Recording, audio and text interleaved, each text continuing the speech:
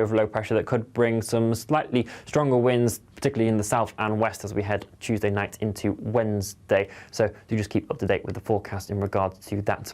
Otherwise, enjoy your evening. Bye-bye.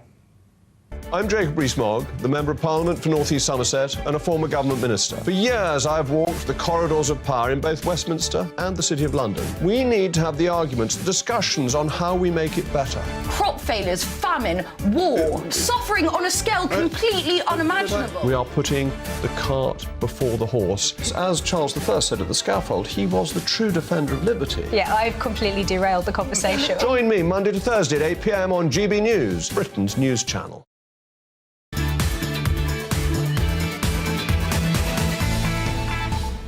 It's all about family, being in people's living rooms, all the interaction and getting to know who our viewers and listeners are. When I was young, my dad used to say, Nana, stop arguing. I wanted an outlet that would enable me to give my opinion. People are going through a really hard time right now, and I know that you don't feel like you're being listened to by the establishment. I came to GB News because it's the People's Channel, and I want the audience to have their say on the events of the day. We're dynamic. We do something different. Democracy shows that the wisdom of the nation is in its people. I get to travel to find out what the story is from a personal perspective. The British people aren't fools. We know when we're not being told the full story. We've got to work out how Britain moves forward from this. It's the best country in the world. The establishment had their chance. Now we're here to represent your views. Britain's watching. Britain's watching. Britain's watching. We're proud to be GB News. The People's Channel. Britain's news channel. Hello, I'm Michelle Dewberry, and you can join me every weekday 6 till 7 on Jubes and Kerr. You're an inspiration to us all. Click that bit up. Well, you are. That's my ringtone. My political ambitions those days are gone, I can tell you. She's only teasing. Go on. He's probably going to want to lay down now. I'll give him 2 minutes to have one. Let's respectfully disagree. That's what we like on Jubes and Kerr. Come and join us. GB News, the People's Channel. Michelle Dewberry, weekday evenings at 6 o'clock. Start the day with GB News. We catch up on all the big stories you didn't hear the night before. And take a look at what the world's talking about this morning. That's right, Monday to Thursdays from 6 o'clock. It's Breakfast with Eamon and Isabel. Straight after breakfast, join us, Bev Turner and Andrew Pearce. We're going to take you through till noon. We'll be tackling the big topics of the day, including the things that the other channels just won't talk about. If it's happening here. Wake up to mornings on GB News, the People's Channel. Britain's news channel. I'm Simon Evans. Join me on GB News for Headliners at 11 p.m. What's the scoop? I'll be joined by 2 of the country's top comedians. That's right. As we take a look at tomorrow's newspapers tonight. We're going to get into trouble. If it's a big story, we'll be covering it. Spill some tea on him. There we go. But we'll also have some fun. I wouldn't stick up a bank. My father didn't love me. So anyway. Headliners every night from 11 on GB News, the People's Channel, Britain's news channel. We've got a brand new lineup every Saturday night on GB News. From 6 p.m, I'll give you my unique take on the world today. Then at 7, it's me, Calvin Robinson, with my Common Sense Crusade. New to GB News is the Saturday 5. 5 times the opinion. Join us every Saturday from 8 p.m. as we debate the week's stories. With us 4, plus a special guest. And at 9, of course, it's Mark Dolan Tonight. Brand new Saturday nights on GB News, Britain's news channel.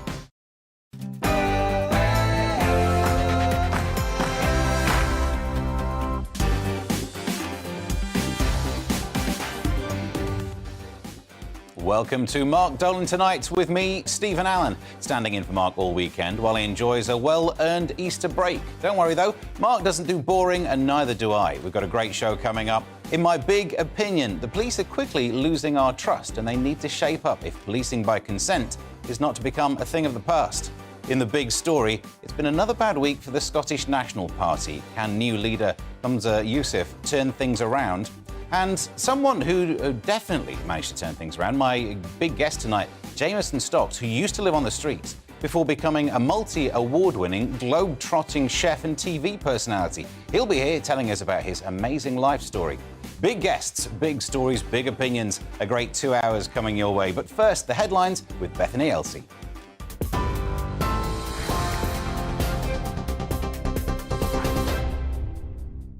Steve, thanks. Good evening. I'm Bethany Elsey with your top stories from the GB newsroom, and we'll start with some breaking news. 2 British-Israeli sisters who were killed in the occupied West Bank yesterday have been named by Israel's Prime Minister.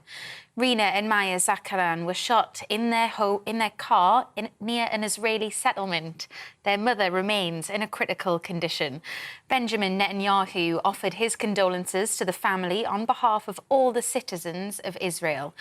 The UK Foreign Office is calling for a de-escalation in tensions between Israel and Palestine after several British citizens were caught up in a series of attacks. 31 Ukrainian children who were taken from occupied areas during the war have been returned and reunited with their families. Moscow denies abducting the children and says they were taken away for their own safety. Kyiv estimates 19,500 Ukrainian children have been deported to Russia since the invasion began. Last month, the International Criminal Court issued an arrest warrant for President Vladimir Putin on charges of war crimes. A 12-year-old boy accused of murdering a grandmother in Sheffield has been remanded into secure accommodation. 60-year-old Marcia Grant was hit by her own car outside her home in Greenhill on Wednesday. Her family released a statement describing her as a pillar of the community. The boy, who can't be identified due to his age, is due before Sheffield Youth Court again tomorrow.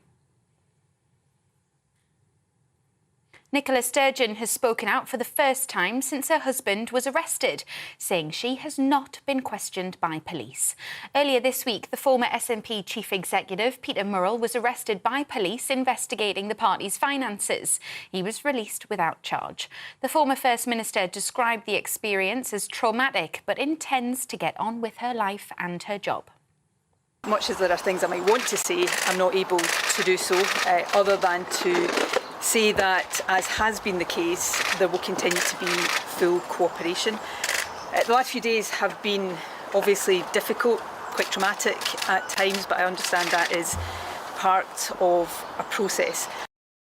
And the NHS Confederation is warning 250,000 appointments could be postponed due to a 4-day strike by junior doctors next week. Medics in England will walk out from Tuesday in an ongoing dispute over pay.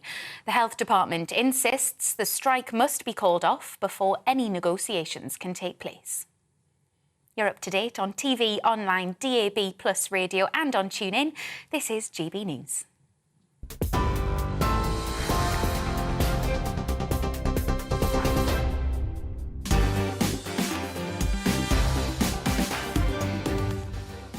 Welcome to Mark Dolan Tonight with me, Stephen Allen, and we've got a fun-filled 2 hours, so settle back with your favourite tipple and let's make it a great Easter Saturday night. Coming up on the show, in my big opinion, the police are quickly losing our trust and they need to shape up if policing by consent is not to become a thing of the past.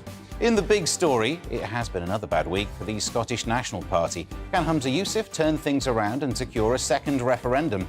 And someone who definitely turned things around in his life, it's my big guest, Jameson Stocks, who used to live on the streets before becoming a multi-award-winning globe-trotting chef. He will be here to tell us all about his amazing life story. In my take at 10, I'll tell you why parking apps are the invention of the devil. It's Saturday night, so that means we'll be joined from Los Angeles by Kinsey Schofield, the queen of showbiz and political reporting. And Mark Dolan Tonight is the home of the papers. We'll analyse tomorrow's front pages from 10. And we'll be doing it with 3 top pundits who haven't been told what to say. They don't follow a script. Tonight, we welcome Lisa McKenzie, Gary Bushell and Ingrid Tarrant. And tonight, I'll also be asking my pundits, has Brexit made Britain less attractive as a destination for tourists?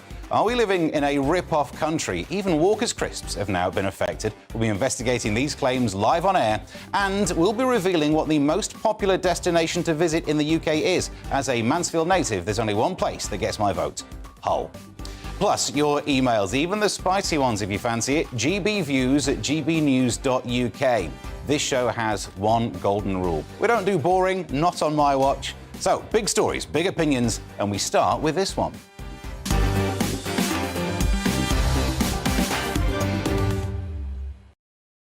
What to do about the police? Or maybe that should be, what are the police going to do about us? We have a system of policing by consent, so it's important that the police work hard to get us to have a high opinion of them. It's not going well, with the recent Katie report into the Met Police being some fairly bleak reading. Something needs to be done, but that doesn't mean just anything needs to be done. One suggestion backed by the Commissioner, Mark Dolan, is to ban people with an adult caution from joining the police. Now, it makes sense that you can't join the force if you have a criminal record. We don't want criminals getting into that position of power.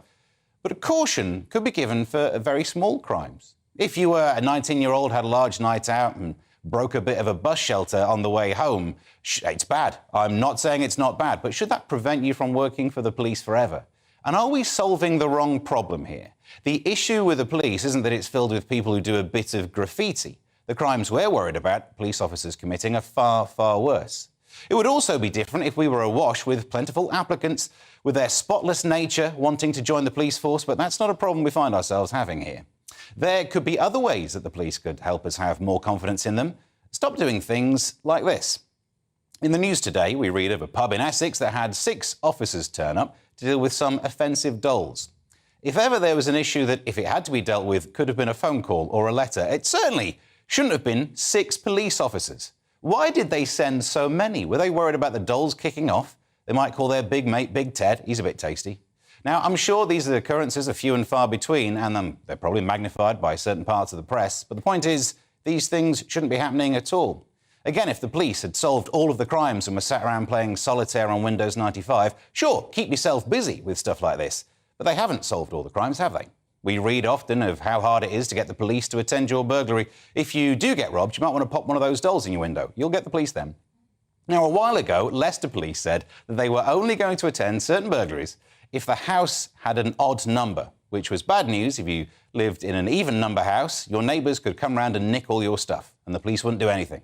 And if you went round and nicked it back, the neighbour could call the police on you. Now, while it may seem shallow, it is true that part of policing has to be PR. Because if we don't keep people on the side of policing, then policing by consent could become a thing of the past.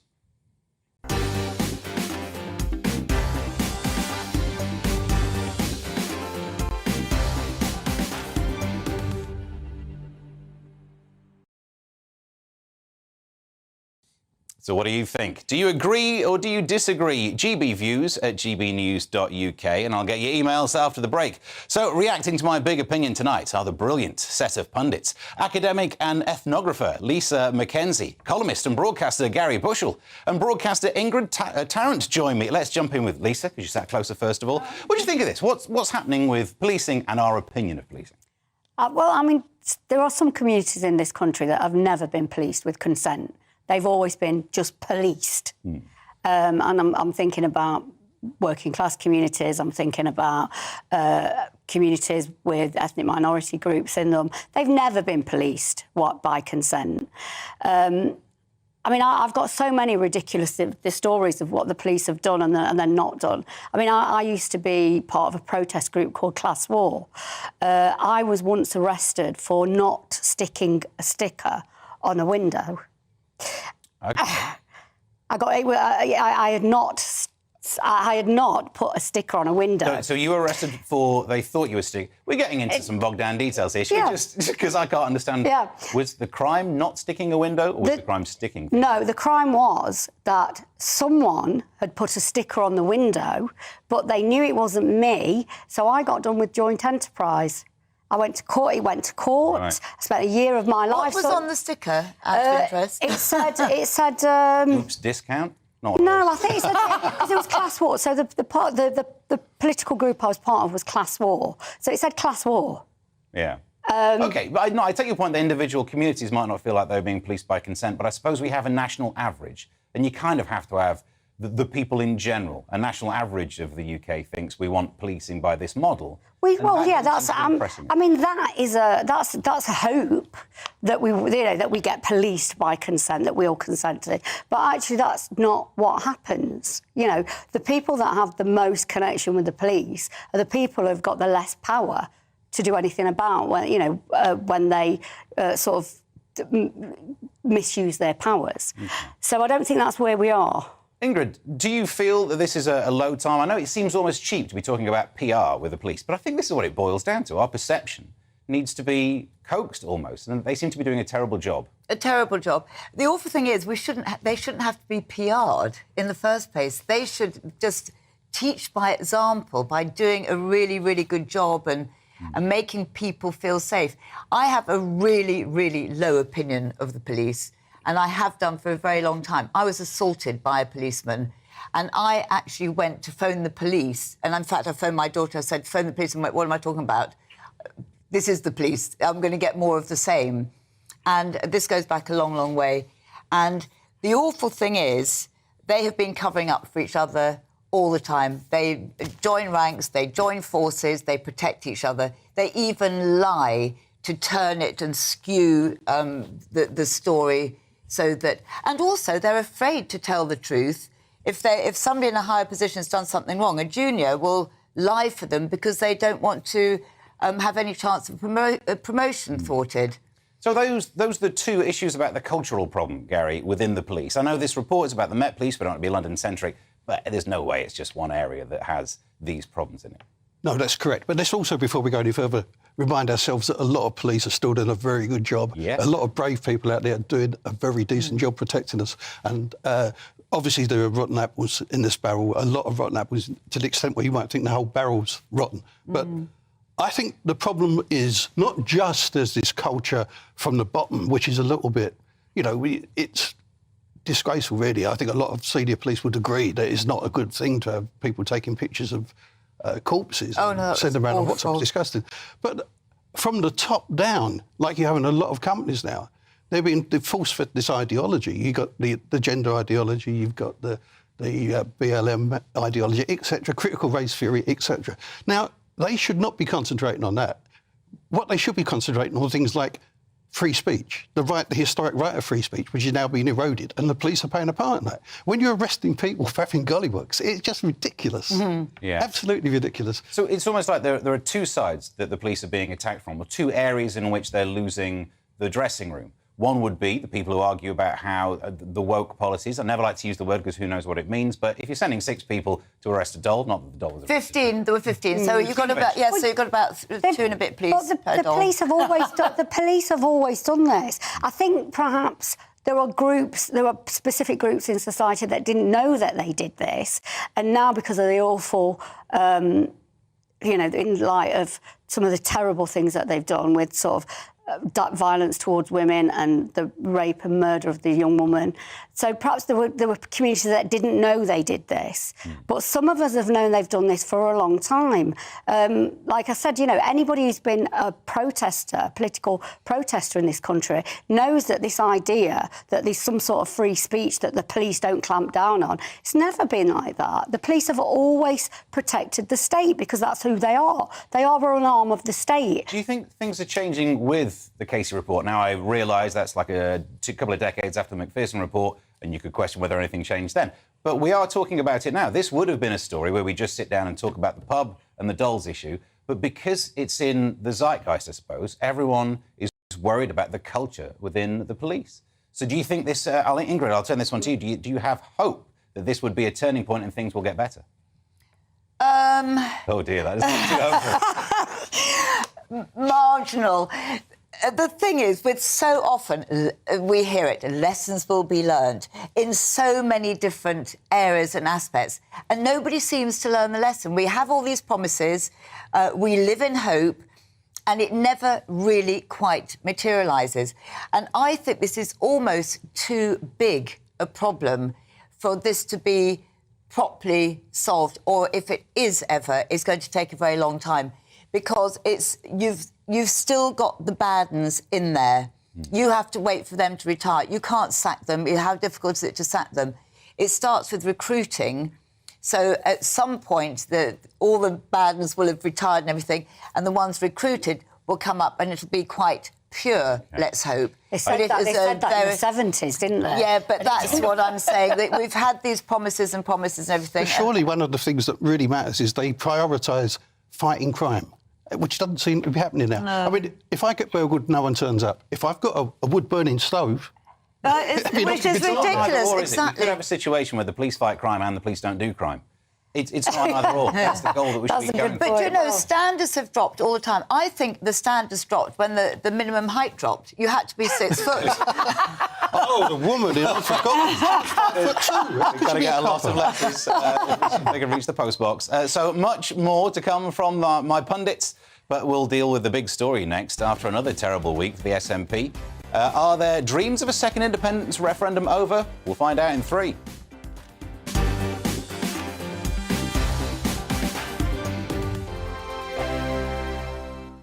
It's all about family, being in people's living rooms, all the interaction and getting to know who our viewers and listeners are. When I was young, my dad used to say, nah, stop arguing. I wanted an outlet that would enable me to give my opinion.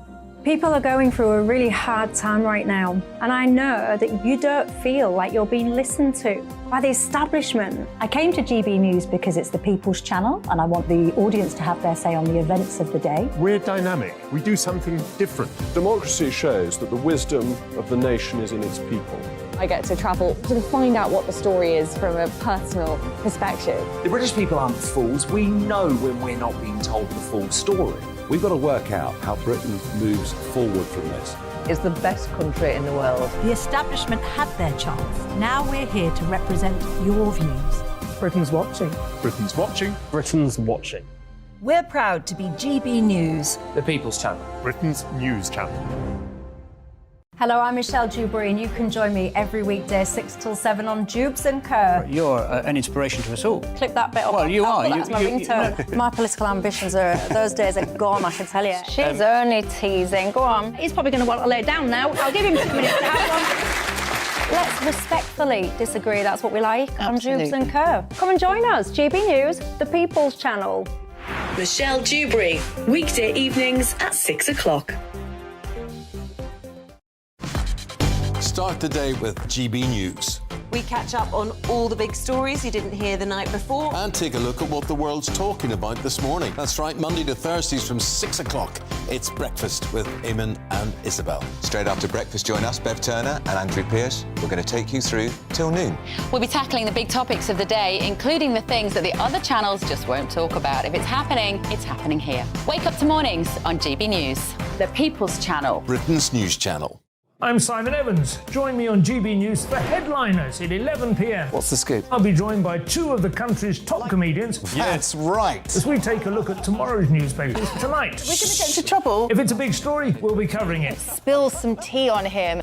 There we go. But we'll also have some fun. I wouldn't stick up a bank. My father didn't love me. So anyway, Headliners every night from 11 on GB News, the People's Channel, Britain's news channel. We've got a brand new lineup every Saturday night on GB News. From 6 p.m, I'll give you my unique take on the world today. Then at 7, it's me, Calvin Robinson, with my common sense crusade. New to GB News is the Saturday 5. 5 times the opinion. Join us every Saturday from 8 p.m. as we debate the week's stories. With us 4, plus a special guest. And at 9, of course, it's Mark Dolan Tonight. Brand new Saturday nights on GB News, Britain's news channel.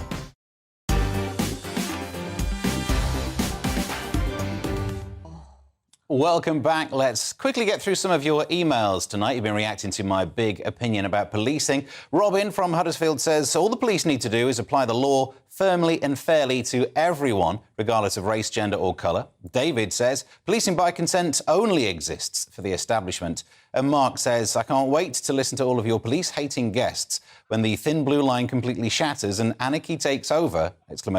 Police officers' morale is broken with this continuous battering from people who know absolutely nothing about the issues. Get your views in on this as well, if you'd like. GBviews at gbnews.uk.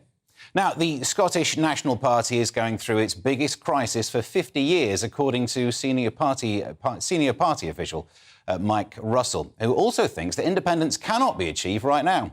Former Chief Executive Peter Murrell, the husband of former leader Nicola Sturgeon, was arrested earlier this week and later released without charge as investigations continue into the party's finances. And recent polls suggest the SNP's popularity is decreasing among voters.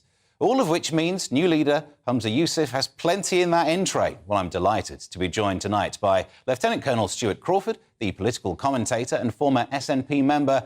How bad is it for the SNP right now, Stuart? Good evening, Steve. Well, it's not good, which is a bit of a politician's answer, actually.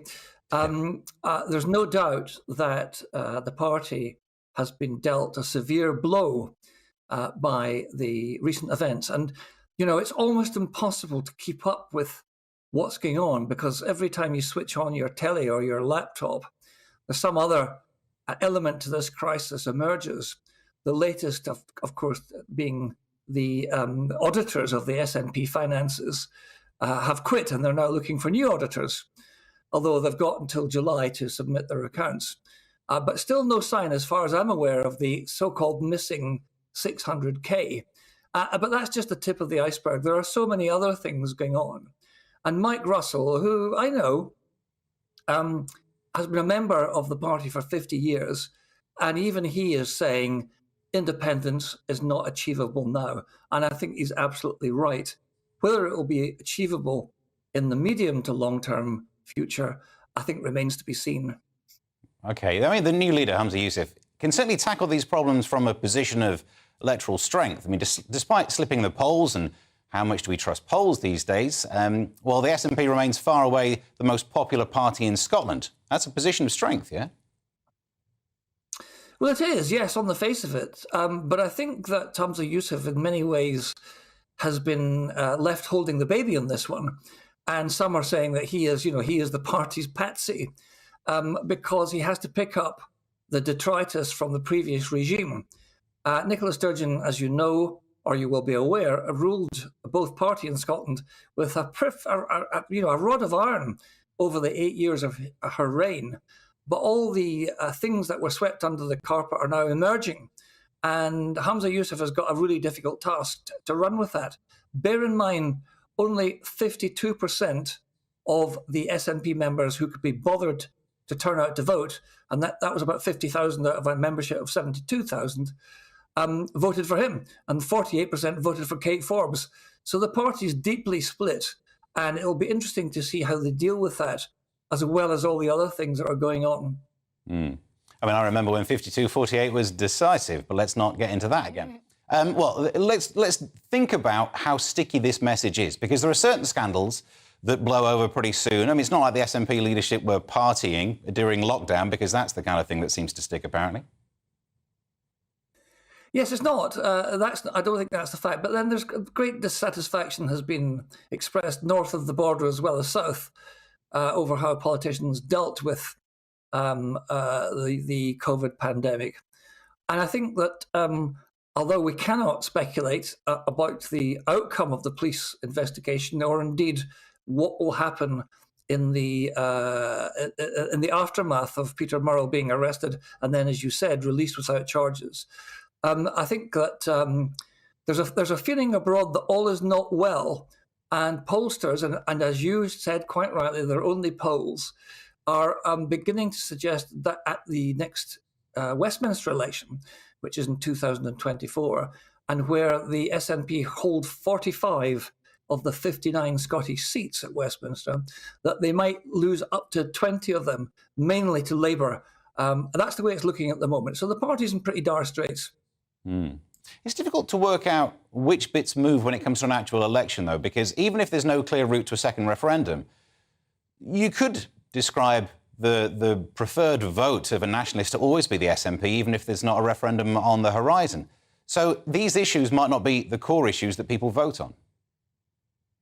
Well, that's perfectly possible. I mean, it's fairly well known that lots of people who vote for the SNP don't necessarily favour independence.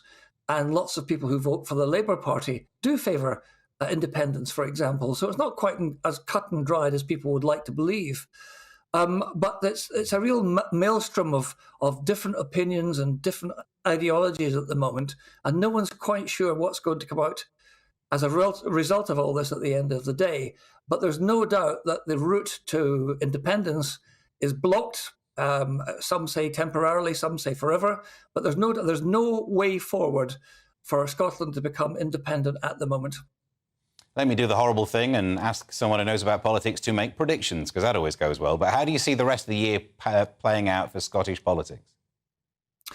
Oh, Lordy, Steve, that's a difficult one.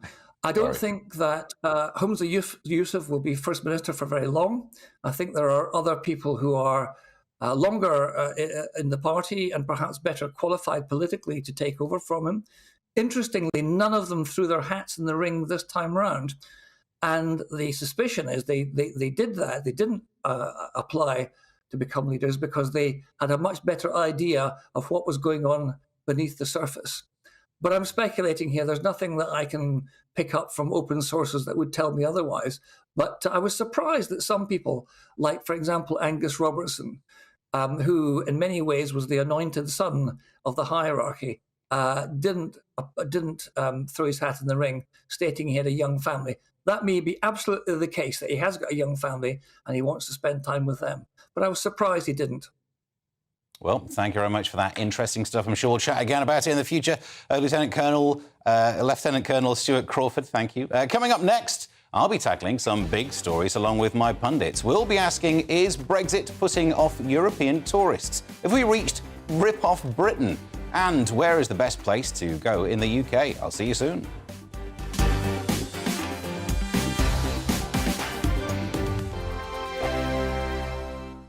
I joined GB News because I was sick and tired of not hearing my views being represented, not just mine, but so many people that I knew and spoke to. I just couldn't get my voice out there. I couldn't say anything. I couldn't do anything. Whatever the narrative was, I kind of had to follow it. GB News is there to provide a voice for those who have been ignored by the establishment media. We think different things. We've got a different style. GB News is here to be optimistic and positive about the future. It's real kind of dynamic and flowing, with the audience very much at the heart of it, like a big family.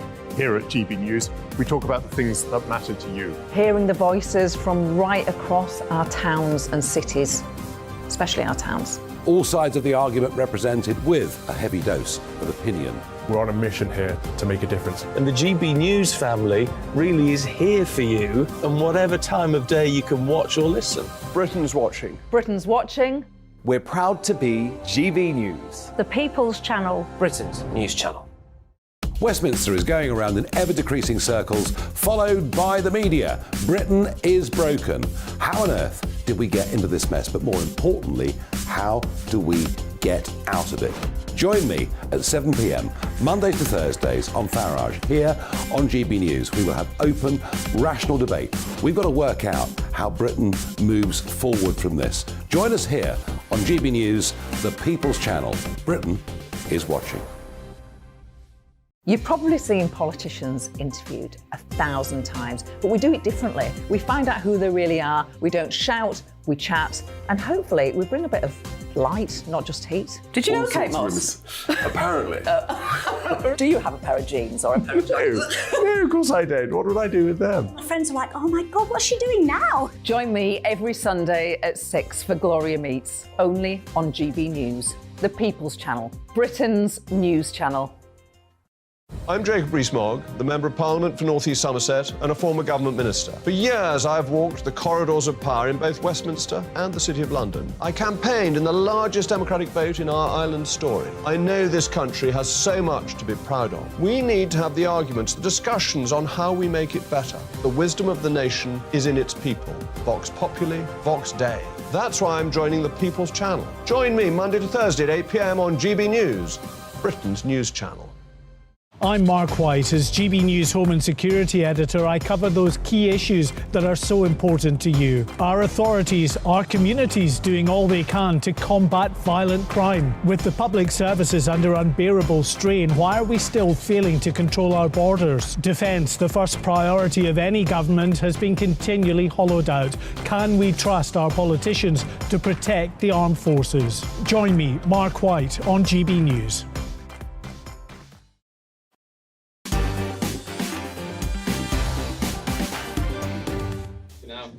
Well, thanks for watching Mark Dolan tonight with me, Stephen Allen, and we're joined through the show by academic and ethnographer Lisa Mackenzie, author and columnist Gary Bushell, and broadcaster Ingrid Tarrant. And let's settle down to discuss some of the topics of the day. And since anti-COVID measures ended across Europe last year, tourism has started to recover. However, it seems significant numbers of French and Germans seem to be missing. The two of the normally the largest markets for UK tourism. They're staying away. Tourism leaders fear that this could be to do with Brexit. Well, Ingrid, do you think that Brexit is putting the Europeans off? No, I think it's such an excuse. I'm sorry, just blame everything on Brexit. Blame the fact that you can't get a spare part for your car. Blame the fact that you can't get HIRT. Blame the fact that you can't get a paracetamol. It's too far. If you look at this in context, the French have had so many strikes. I've got statistics here. I don't know if you can bear for me to go through them, but just trust me on this. Okay. And we all know that, don't we? There are air traffic control strikes. All over Greece, so they do it every holiday anyway. People are losing interest in going there. Also, with air traffic control, they are actually stopping tourists getting to other countries that they have to fly over France to get to. Yeah, but we're slightly off topic there. I think we're still looking at the number of French and German people who would ordinarily come to the UK from France. It's not always a flight. because of the strike and the problems like that. Also, the other thing, do you know, the strange thing is less than 50%, I can't believe this, less than 50% have passports. So what's happened... That is Brexit related, isn't it? Because yes, OK, it is. Yes, it is. So all of those no, they could get away with ID cards, but get a passport. And then all they have to do, like before, even if it was a non-EU country, they just go like this with the passport and put a stamp. How much longer does it take to go bump with a stamp? A second? 3 seconds. Yeah. All right, 10. Jumping at the bit here. I am, because I think we're forgetting that most of our European brothers and sisters, as we are now, are skint. This may not be anything to do with Brexit. This is actually about the cost of living crisis that is all over Europe. Okay. Everybody is feeling the pinch. What's one of the first things that you cut back on when you've got no money is, trips away. And why do you see the same decline in the other European countries that aren't France and Germany? Why specifically them? They're not additionally poorer, are they? I don't know. I just think that I agree with Ingrid on this point that everything at the moment is Brexit related, but I'm not sure that it is. I think with perhaps France and Germany, perhaps they're finding beauty in their own country. They're beautiful countries.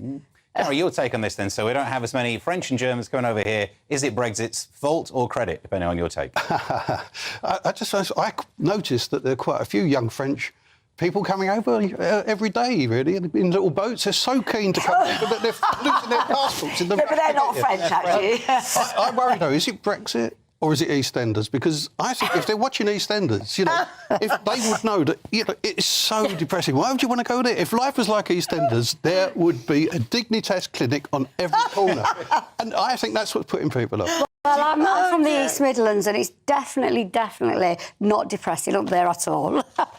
I'm from the same place as you. I know. It can be depressing up there. But do you not think there might be a chance that we sent a message, whether it's the correct message or not, people might have heard the message as an unwelcome thing? I don't think that... No one's unwelcome, are they? No. It's about how you rule yourself. That's what Brexit was about. It wasn't about saying we don't like foreigners. It was saying we don't want to be controlled by European courts, etc. OK. Better move on, because we've got more topics to go through.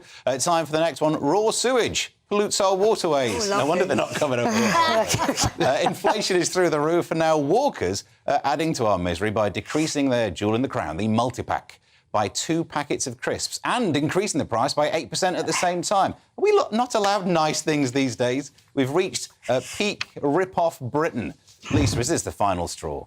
At first, they came for whatever we were signing. They come for our crisps. Crisps, yeah. Well, to be honest, I don't buy Walker's crisps. Nor me.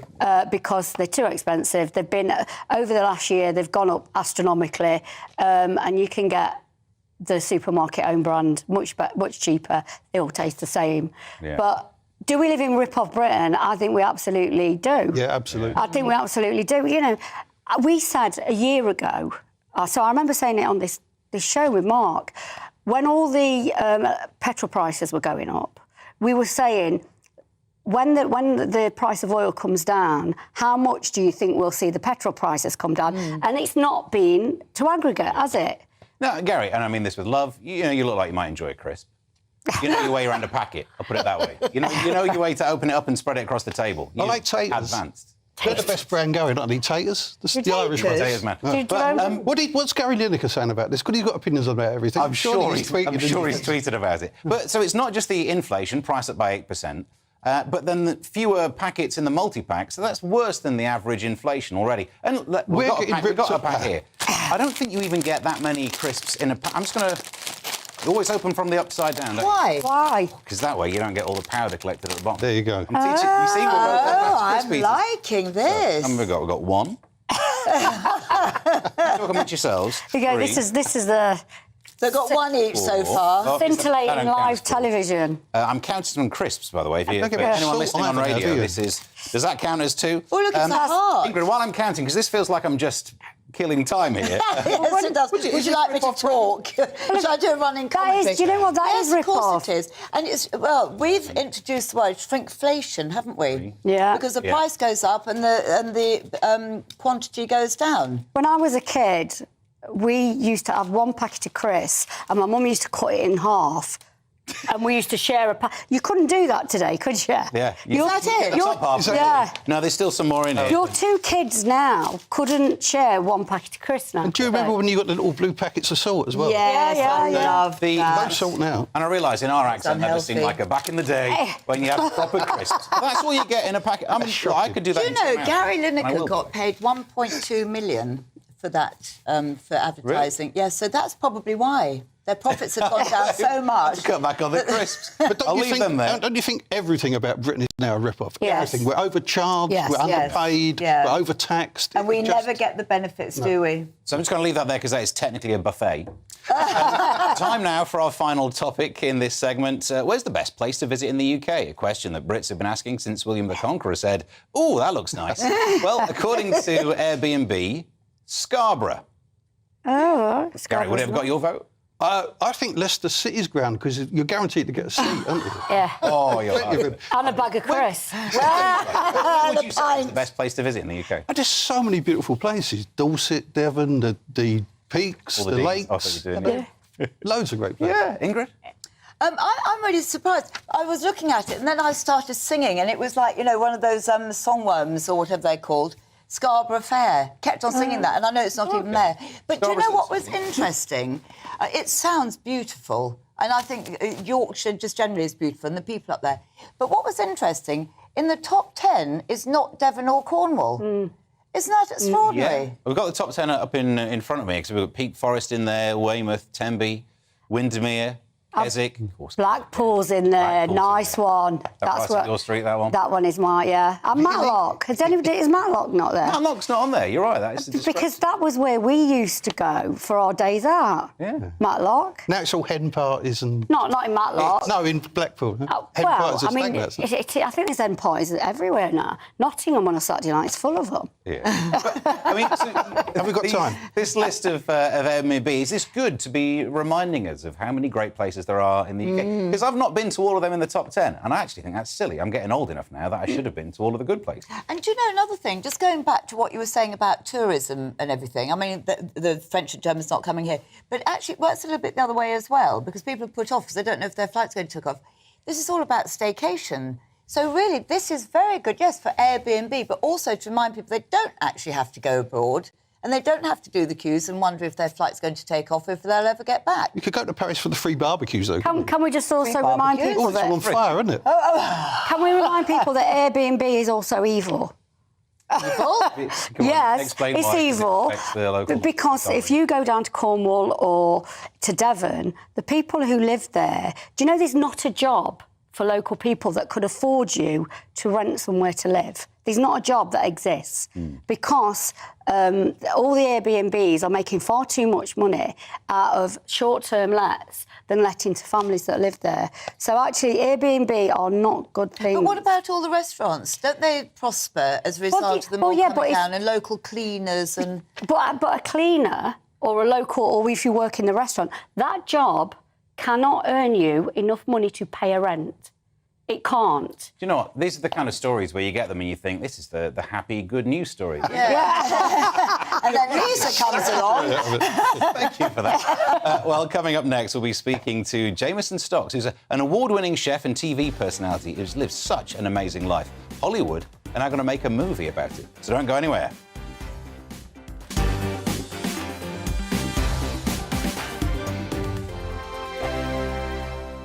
Monday to Thursday nights on GB News. At 6, it's Dubes & Co. 7 o'clock, Farage. At 8, join Jacob Rees-Mogg. And at 9, Dan Wootton Tonight, followed by Headliners. On TV, radio and online. This is GB News. First and foremost, I am a GB News fan, and I was before I was working here. Just love the fact that we're asking the questions that a lot of establishment media won't ask. With a bit of a twist, we not only want to inform you, but we want to keep you entertained. It's worth the drive because you get in and the team's all ready and waiting, they're itching to go, and it's a proper little family. GB News is the People's Channel. It's the audience that makes the programme sing. We're giving our viewers and our listeners a voice. I see the thousands of your letters, tweets, emails, you name it, coming in. Britain is broken. How on earth did we get into this mess? But more importantly, how do we get out of it? The establishment had their chance. Now we're here to represent you. It's time for something different. It's time for GB News. I'm very patriotic. I believe in Britain. Our best days lie ahead. Britain's watching. Britain's watching. Join us here on GB News. The People's Channel. Britain's news channel.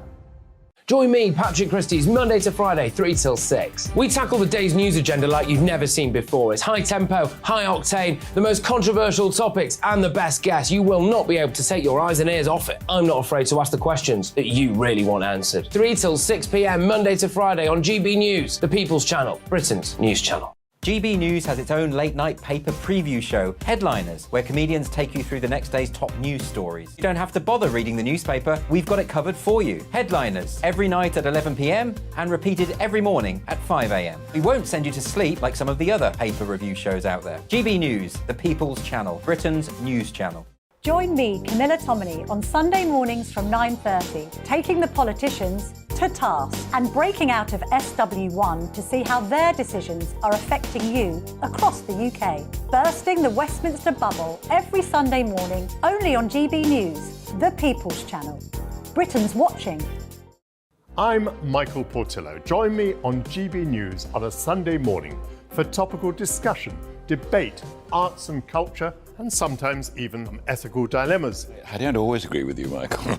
Michael Portillo, Sundays on GB News, the People's Channel, Britain's news channel. I'm Andrew Doyle. Join me at 7 o'clock every Sunday night for Free Speech Nation, the show where I tackle the week's biggest stories in politics and current affairs with the help of my 2 comedian panellists and a variety of special guests. Free Speech Nation, Sunday nights from 7 on GB News, the People's Channel, Britain's news channel. Welcome back. So every week, regular host Mark Dolan gets to meet some of the biggest names in the world of politics, showbiz, sport, business and beyond.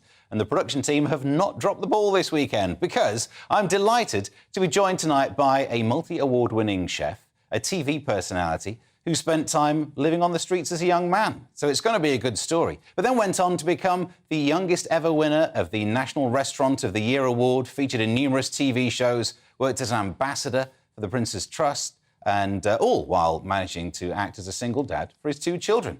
All right, show off. Well, let's see the man himself. Jameson Stocks joins me now. Good evening. Hey. I mean, I don't know where to start this story because there are so many bits to get through. Let's talk about the food first. How did you get so passionate about food? Oh, to be honest with you, I got it from my grandparents. Right. My grandparents were good cooks. My grandmother was an amazing cook, so she was the inspiration, to be honest with you. So that was laid at an early age, so it's deep in the core, you've got that passion. I think I'm probably about 7 or 8, yeah, pretty young.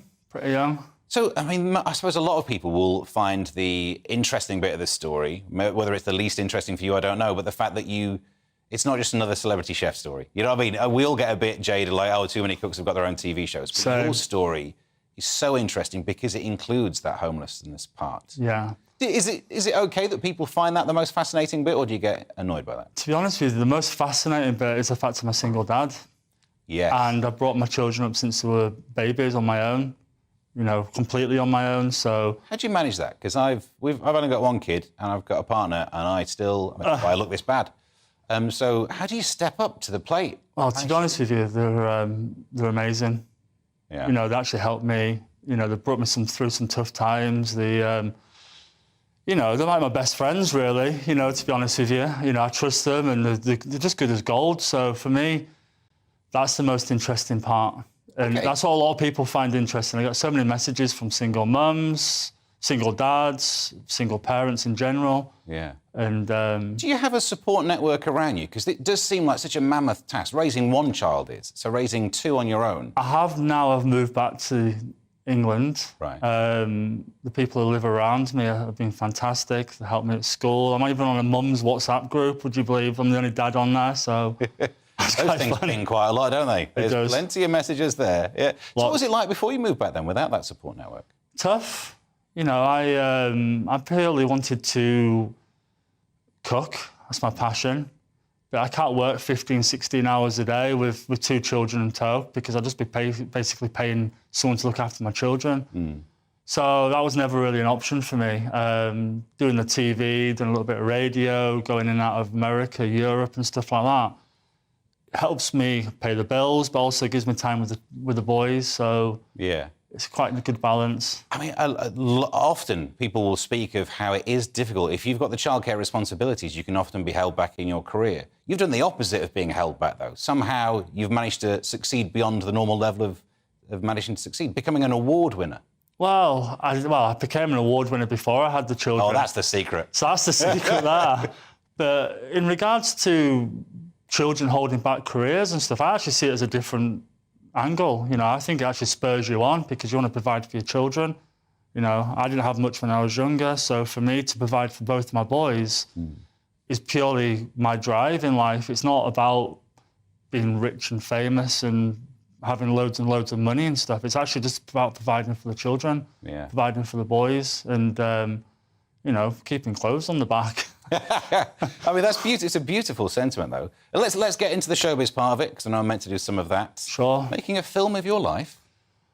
Yeah. I've heard that, yeah. Well, I mean, this is the thing when I want to know the details. What's the gossip? What's it going to cover? Who's playing you? Well, it's not really a surprise to me because I've had various streaming sites wanting to do something for me for a while. Yeah. And I decided not to do that previously, purely because the boys were young.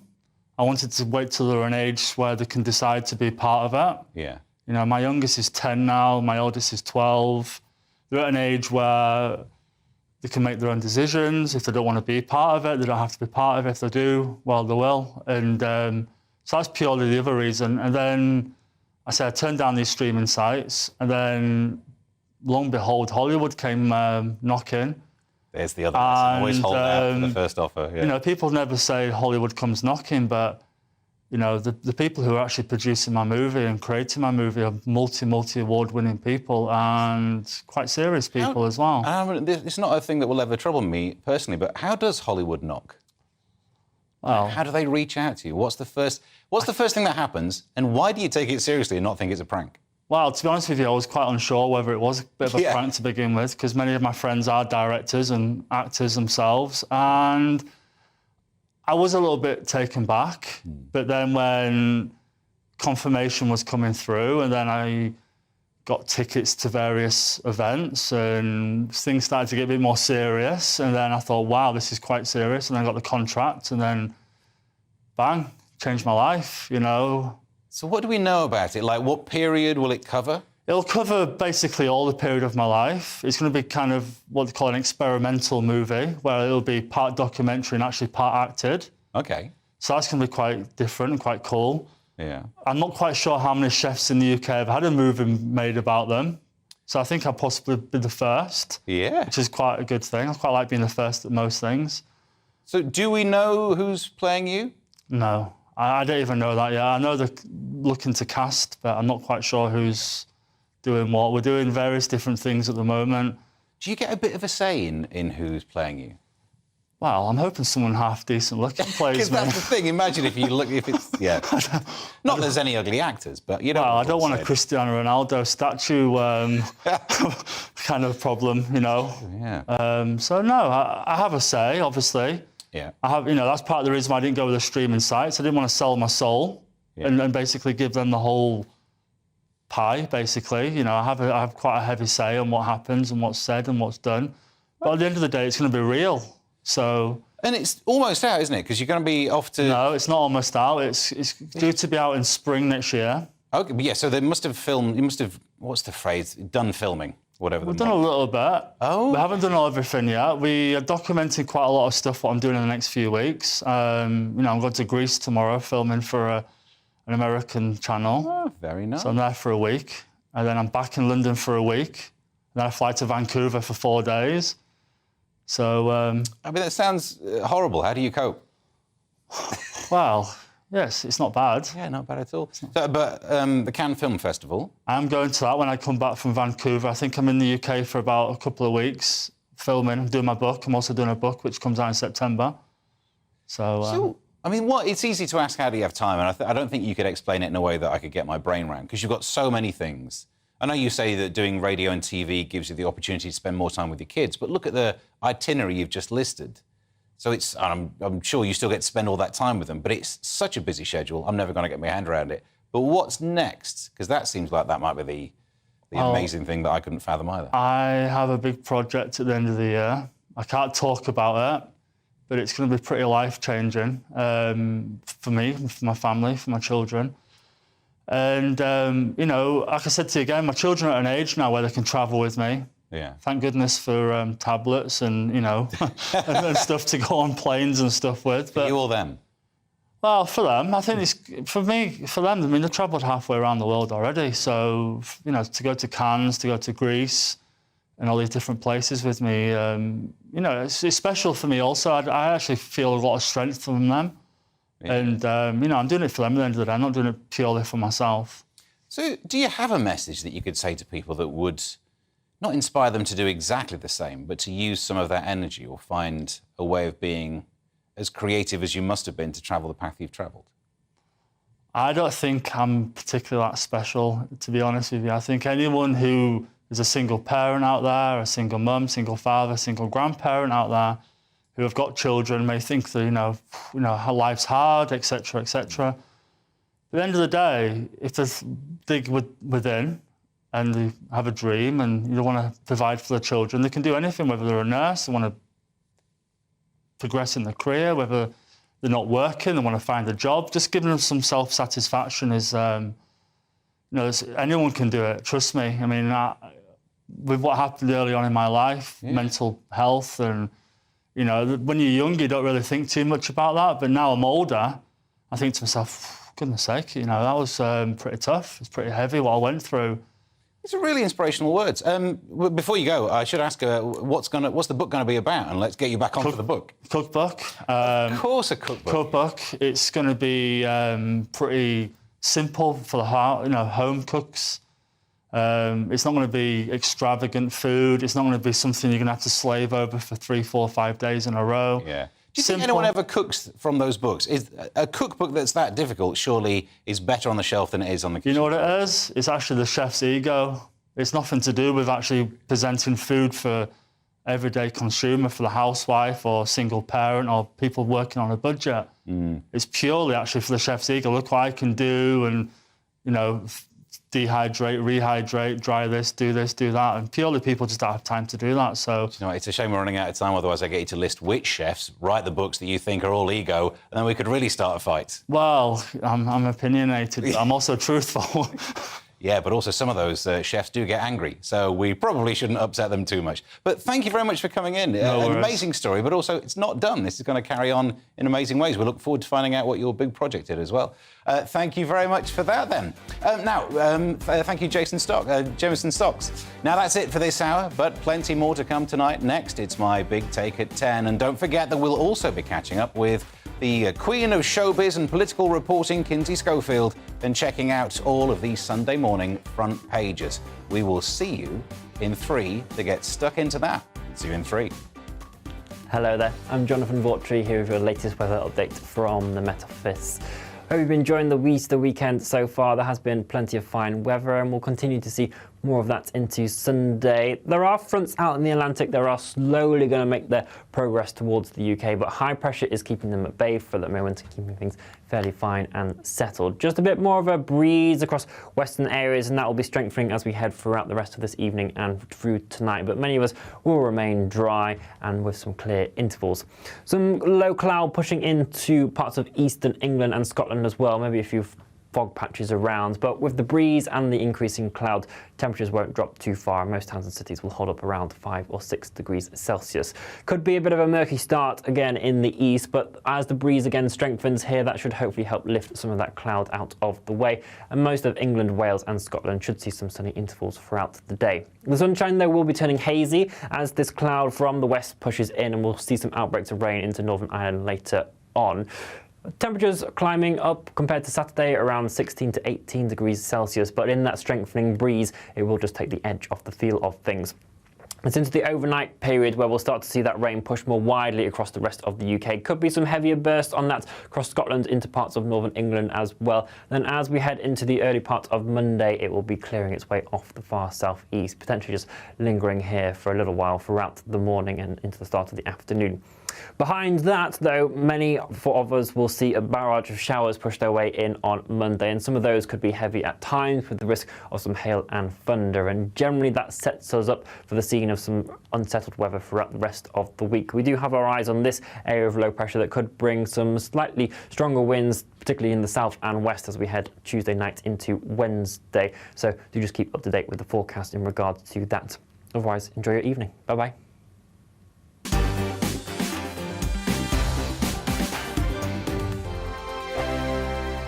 It's all about family, being in people's living rooms, all the interaction and getting to know who our viewers and listeners are. When I was young, my dad used to say, "Nana, stop arguing." I wanted an outlet that would enable me to give my opinion.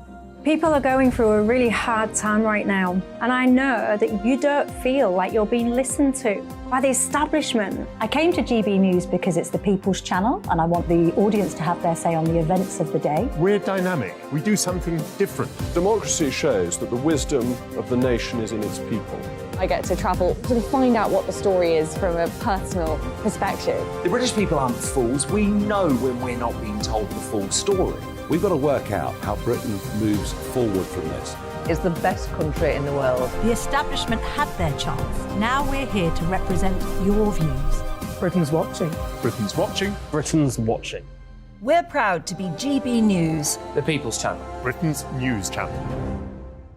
Hello, I'm Michelle Dewberry, and you can join me every weekday 6 till 7 on Jubes & Co. You're an inspiration to us all. Click that bit up. Well, you are. That's my ringtone. My political ambitions are, those days are gone, I can tell you. She's only teasing. Go on. He's probably going to want to lay down now. I'll give him 2 minutes to have one. Let's respectfully disagree. That's what we like on Jubes & Co. Come and join us. GB News, the People's Channel. Michelle Dewberry, weekday evenings at 6 o'clock. Start the day with GB News. We catch up on all the big stories you didn't hear the night before. And take a look at what the world's talking about this morning. That's right, Monday to Thursdays from 6 o'clock. It's Breakfast with Eamon and Isabel. Straight after breakfast, join us, Bev Turner and Andrew Pearce. We're going to take you through till noon. We'll be tackling the big topics of the day, including the things that the other channels just won't talk about. If it's happening here. Wake up to mornings on GB News, the People's Channel. Britain's news channel.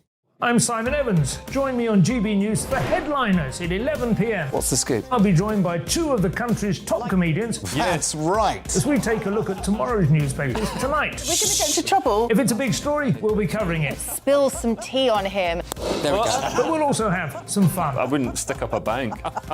My father didn't love me. So anyway. Headliners every night from 11 on GB News, the People's Channel, Britain's news channel. We've got a brand new lineup every Saturday night on GB News. From 6 p.m, I'll give you my unique take on the world today. Then at 7, it's me, Calvin Robinson, with my Common Sense Crusade. New to GB News is the Saturday 5. 5 times the opinion. Join us every Saturday from 8 p.m. as we debate the week's stories. With us 4, plus a special guest. And at 9, of course, it's Mark Dolan Tonight. Brand new Saturday nights on GB News, Britain's news channel.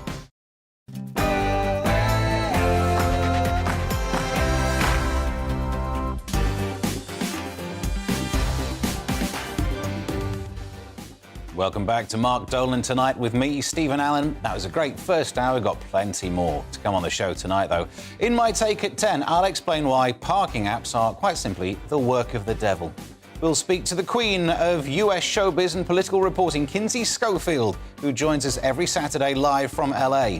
And of course, myself and my brilliant pundits will get stuck into all of these Sunday front pages. That will be on the dot at 10:30. More great content coming your way on Britain's news channel, but first, it's the headlines with Bethany Elsey.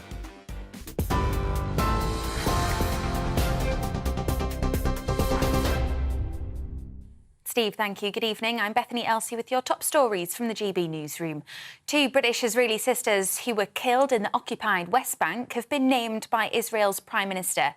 Rina and Maya Zakharan were shot dead in their car near an Israeli settlement yesterday. Their mother remains in a critical condition. Benjamin Netanyahu offered his condolences to the family on behalf of all the citizens of Israel. The UK Foreign Office is calling for a de-escalation in tensions between Israel and Palestine after several British citizens were caught up in a series of attacks.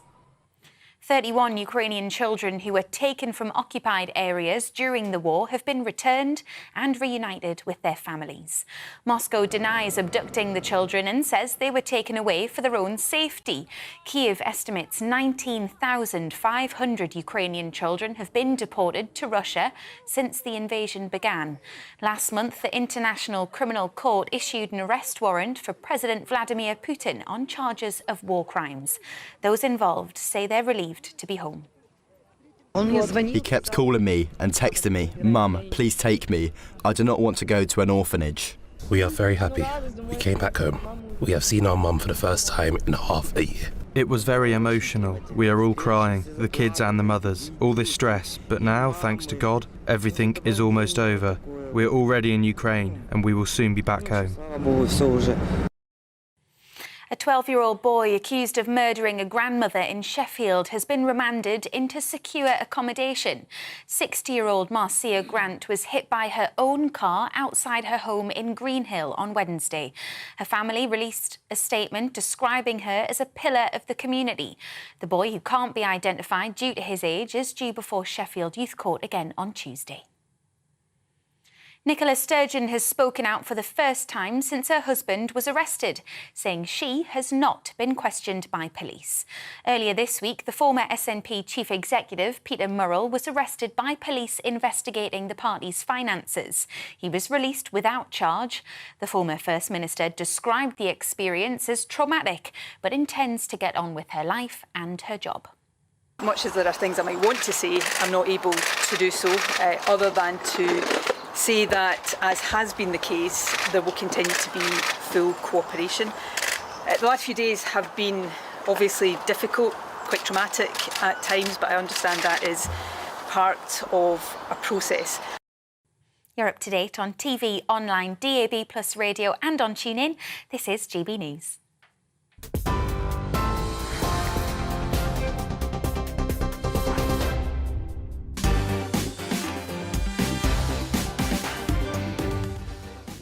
Welcome back to Mark Dolan Tonight with me, Stephen Allen. Still to come before 11 tonight. In my take at 10, I promise I'm no Luddite, but I hate parking apps, and I'll explain why. The brilliant US showbiz and royal reporter Kinsey Schofield joins us every Saturday night live from LA, and it's been another busy week for the royal family. She will round up all of the latest news for us. At 10:30 sharp, we will find out what makes the front pages of Sunday's papers, and my brilliant pundits will analyse all of the stories. Big stories, big guests, and always big opinions. Let's start with my take at 10.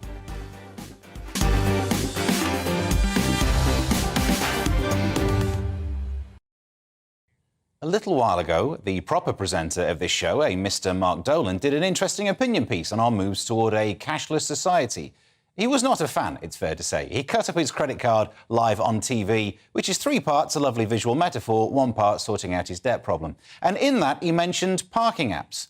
And they've not had a good time in the news. Today, they're in it for all the wrong reasons. A survey found that 1 in 20 drivers still got a fine, even when they thought they'd used the app correctly. 1 in 6 find the apps to be not user-friendly. Now, I'm no Luddite. I love technology when it works to make our life easier. Parking apps can't claim that. Firstly, there's not one app to rule them all. Depending on which car park you go to, you'll need a certain app. I checked before I came on. On my phone right now, I've got Ringo, Pay by Phone, Just Park, Phone and Pay, Go Park, Mobom, Saber Park, Easy Park, My Permit and Tinder for when I'm really desperate to find somewhere to park. Then I wonder why I don't have any space left on my phone. Now, it always goes like this, right? You drive your car into a car park, you see the sign and you realise it's a parking app that you don't have. So you go to the App Store to try and download it. You find out you already had it, but it needs updating. So you update it, which logs you out. So you go into the login page. Of course, you know your email address, but you don't remember which password you use for it. So you click Forget Password. It sends you an email. So you go to your email app, open it up, there's a link. Type in your new password and it says you can't use that. It's already in use. Of course it is. It's the one you picked for it. So back into the login page where you log in, but you haven't used the app for so long, so it's got your wrong credit card details. They've changed. You update those, which requires going into your banking app, but then back into the parking app to book the parking. By the time you've done that, you've got a ticket. These apps are complicated, and if you make a mistake on them, on their badly designed GUI, then it's you who gets the fine, and you can't appeal if it's your mistake. It's not really the parking apps that I'm totally upset with, though. It's the way in which we're using them. At some point in the future, the apps might be usable. But it's more the fact that more and more car parks are going app-only. Car parks are literally saying your money is no good here. If you don't have a smartphone or don't want your banking details in your phone, you can jog on. You'll have to, because you're not allowed to drive to there. I can see that this makes running a car park much easier, but it's not about you. It's about the people paying your wages. Now, if Mark were here, he'd cut up a phone. I would do the same, but I don't have insurance, so I won't.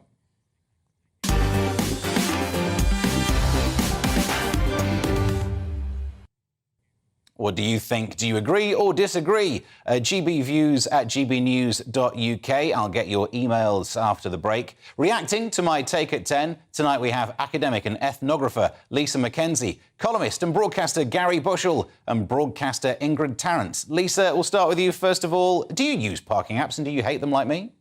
Yes, and yes. Yay. I work for a university and all the parking has sort of disappeared now for universities, and just finding somewhere to park to go to work. I mean, I think the whole situation around parking, we need to look at it. I can't find anywhere to park to go and do my job.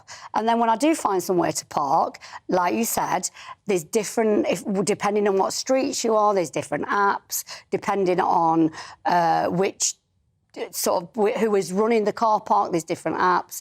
Yeah, and this is sort of 8 o'clock in the morning when you're just trying to get to work. It's not making life easier at all, is it? Ingrid, that's the point. Apps could and do, in some cases, make life easier, but these parking apps seem to be getting it all wrong. They do. I am a Luddite. Unlike you, I am a complete Luddite. I'm hopeless with technology. Mechanically, I'm OK. Any technology, I'm absolutely useless. But it isn't user-friendly. And you said, actually, that... and you can't appeal if you make a mistake. You can, but you will not really succeed. About 1 in 5 appeals is successful. And do you know, already, and we're only sort of like, this is the end of March, 1,397 appeals have been lodged and gone to court, and only 1 in 5 succeed, which is absolutely awful. But you know what this is, going seriously along this, because actually, if I do appeal, I'm going to take this home with me. I'm going to keep this, and these are going to be all my mitigating circumstances, and I am going to include Tinder as well. But I think this is all part of the bigger. It's all part of the game plan, is it? LTN. Just don't use your car. Just don't take it anywhere. Walk your 15-minute cities and everything. It's all creeping towards that, isn't it? You get so fed up with the whole system that you just think, oh, God, leave the car in the garage. Actually, flog the car. Don't bother. I hate it. Gary, your take on this, because, I mean, years ago, we could have been having a rant about how annoying it is when you don't have any change for a car park. That goes when they start to introduce apps, so they do have some positivity, yeah?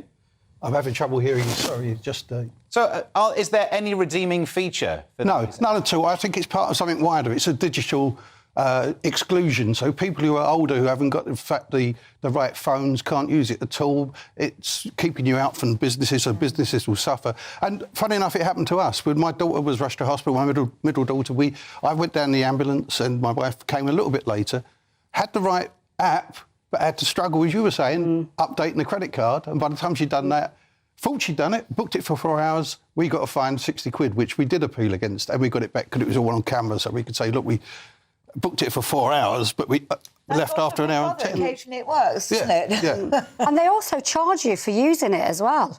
Have you noticed that? Yeah. No. So what they do is you pay your parking fee, but then they charge you like 60 pence or whatever for using it. And so if you want to then extend your parking, they charge you another 60p.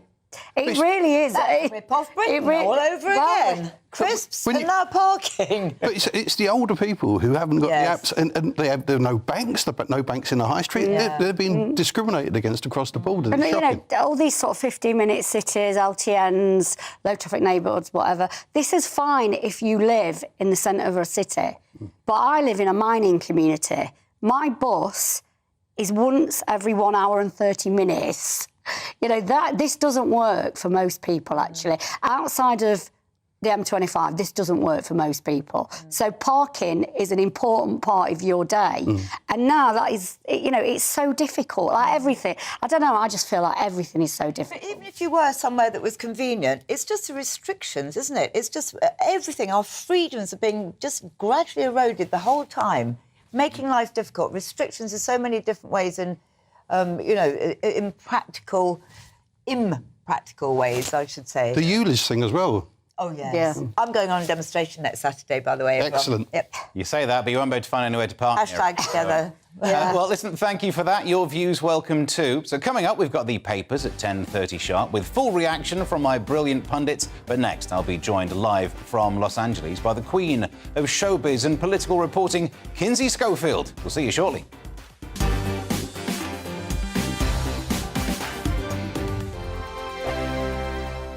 I joined GB News because I was sick and tired of not hearing my views being represented, not just mine, but so many people that I knew and spoke to. I just couldn't get my voice out there. I couldn't say anything. I couldn't do anything. Whatever the narrative was, I kind of had to follow it. GB News is there to provide a voice for those who have been ignored by the establishment media. We think different things, we've got a different style. GB News is here to be optimistic and positive about the future. It's real kind of dynamic and flowing, with the audience very much at the heart of it, like a big family. Here at GB News, we talk about the things that matter to you. Hearing the voices from right across our towns and cities, especially our towns. All sides of the argument represented with a heavy dose of opinion. We're on a mission here to make a difference. And the GB News family really is here for you, and whatever time of day you can watch or listen. Britain's watching. Britain's watching. We're proud to be GB News. The People's Channel. Britain's news channel. Westminster is going around in ever-decreasing circles, followed by the media. Britain is broken. How on earth did we get into this mess? But more importantly, how do we get out of it? Join me at 7 p.m, Mondays to Thursdays on Farage, here on GB News. We will have open, rational debate. We've got to work out how Britain moves forward from this. Join us here on GB News, the People's Channel. Britain is watching. You've probably seen politicians interviewed 1,000 times, but we do it differently. We find out who they really are, we don't shout, we chat, and hopefully we bring a bit of light, not just heat. Did you know Kate Moss? Apparently. Do you have a pair of jeans or a pair of jeans? No, of course I don't. What would I do with them? My friends are like, oh my God, what's she doing now? Join me every Sunday at 6 for Gloria Meets, only on GB News, the People's Channel, Britain's news channel.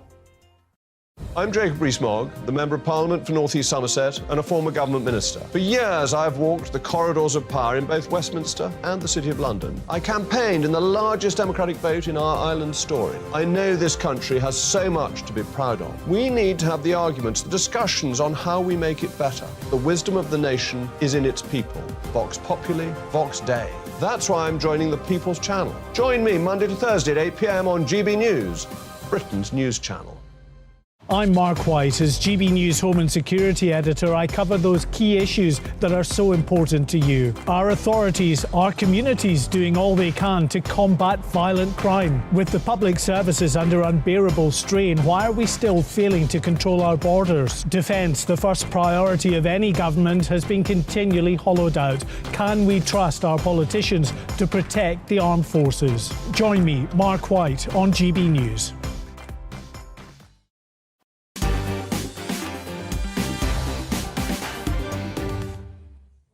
Welcome back to the show. Let's check out some of your emails. You can send them to gbviews@gbnews.uk. On the issue of shrinkflation and rip-off Britain, Alison says, yes, the package sizes are pathetic in a multi-pack. Walkers is a rip-off. And then parking apps. An email says, parking apps are made impossibly hard to navigate in order to maximise penalties. Interesting. Richard says, it's harder to get back into the parking app than cracking the Enigma code once you forgot your password. And then John makes an interesting point. It should not be legal to restrict parking to people who have to use an app. Having a phone should not be a prerequisite of parking. Having a car should suffice. Making a lot of sense with that one. Well, it's time now for our US news with the queen of US showbiz, royal and political reporting. Kinsey Schofield joins us. Kinsey, how are you doing this week? Steve, I am a huge fan of headliners, so this is a big deal for me. I'm so excited to finally meet you and tell you how great headliners is. And you know, you're kind of a funny guy. You are going to receive, I would say the cheque, but I'll do it via Bax. Thank you very much. Thank you. So interesting comments attributed to Princess of Wales this week about a royal walkabout. No, this is really juicy gossip, okay? Robert Jobson has a new book coming out called Our King later this month, where he talks about how incredibly uncomfortable Catherine, the Princess of Wales, was during that walkabout after the Queen passed away, where we saw Prince William, Prince Harry, Catherine, and Meghan Markle pull up together and greet people. You know, Meghan Markle is supposed to be the actress, right? And I felt like Catherine looked so incredibly stoic, strong, and brave throughout this process. Not for one single second did I feel like she looked uncomfortable. However, I did think Meghan Markle looked really uncomfortable throughout the day. So this was very, very interesting to hear as royal watchers, because Catherine is typically very private. But Robert Jobson's got the scoop. He also had a couple of other major stories throughout this book that the Queen had swept the room for bugs during the Sandringham summit. I mean, that's wild. You know, you typically think of Diana when you think of bug sweeping throughout a palace because she did that in Kensington Palace.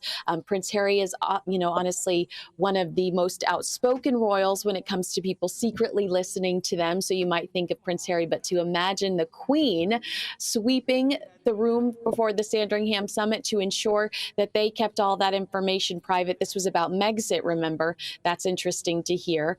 And then another story that came out of this book, that the Queen told Meghan Markle to quietly engage with Sophie, to allow Sophie to be her mentor. And Meghan Markle kind of shooing her away and saying, no, I've got Harry. According to Robert, that surprised the Queen. Interesting. And the lads have had some interesting news as well, with Charles and William have made something of a momentous decision, according to reports. Yeah, and again, this is Robert Jobson reporting that after the Oprah Winfrey interview, which I'm sure you're familiar with, you know, William and Charles opted not to meet with Harry privately. They no longer trusted him. In fact, Robert reports that William was so irate that he wanted to toss the never complain, never explain strategy and really readjust the strategy for these royal rebels. Obviously, the palace decided against that. They came out with the Recollections May Vary statement. But, you know, it's interesting to hear that they no longer trust Harry and that they're going to be very protective of their energy and what they say moving forward. Do you think that was right to do that? Because I suppose we'd love it if we had more meat to get our teeth into, if we could find out the viewpoints from both the palace and from Harry and Meghan. But do you think actually from the point of view of the royals, it is better to maintain that line?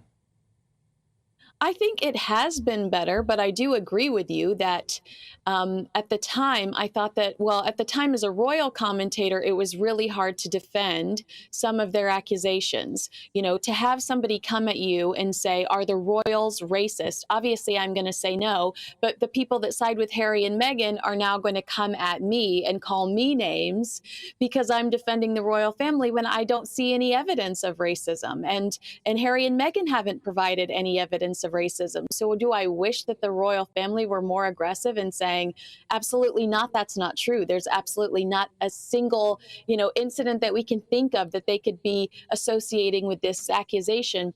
Yeah, that would be much easier for people like me.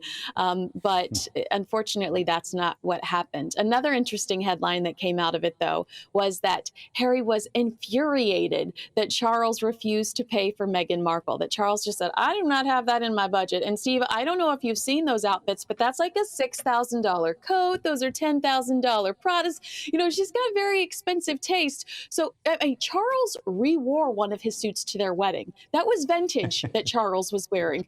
I totally understand why he doesn't want to pay for the, Hollywood's it girl. Yeah, I mean, normally in a family that would just be the bank of dad, but I suppose in their family, the royal bank of dad. But let's move away from the real royals and talk about the fictional ones, because The Crown is having an issue, having to do some rewrites. That's right. Oh, they say The Crown is in chaos again. I would have said The Crown was in chaos the second I saw them recreating the Diana crash. That's when I'm like, that's chaos.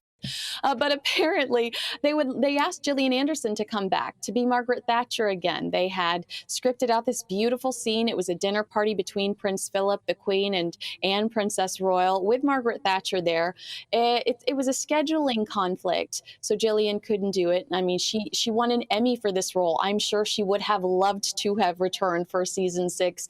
Unfortunately, she could not get out of that scheduling conflict, and she will not be on The Crown season 6. But that would have been a nice throwback. I really enjoyed her in that role.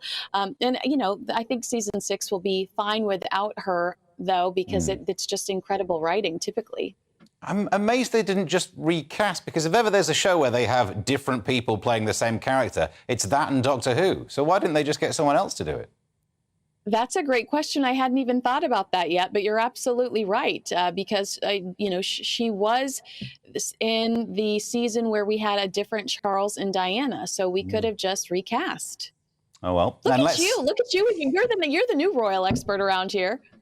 I'll send them an email, see if they want my tips. Let's move on to the presidential matters, the presidential race. There's a challenger that's emerged for Joe Biden. Can you believe this? I was kind of elated over the week because I just thought, what a presidential campaign on the horizon. Robert Kennedy Jr. Now, he got in a little trouble during the pandemic and was suspended from all of his social media accounts. They called him an anti-vaxxer, but I followed him and I didn't necessarily think that that's what he was doing. I think he just wanted people to have the option, the alternative. What is the alternative?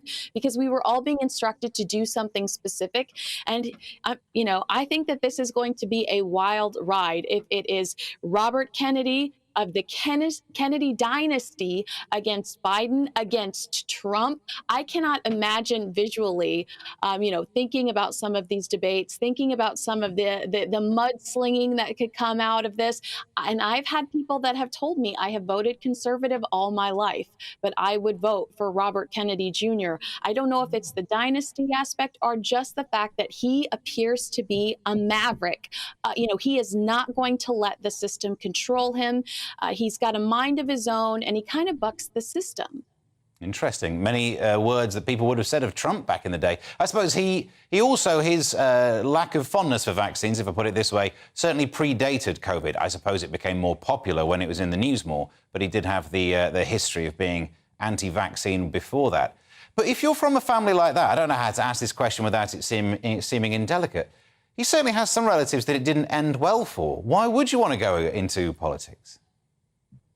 I mean, just looking at the state of our politics, I understand why he would want to pursue it. I mean, I'm sure he is inspired by the men that came before him, but common sense is not common anymore here in the States. I don't think that anybody would tell you that they are super proud that Joe Biden is our elected leader. He has certainly not executed anything that we could or should be proud of.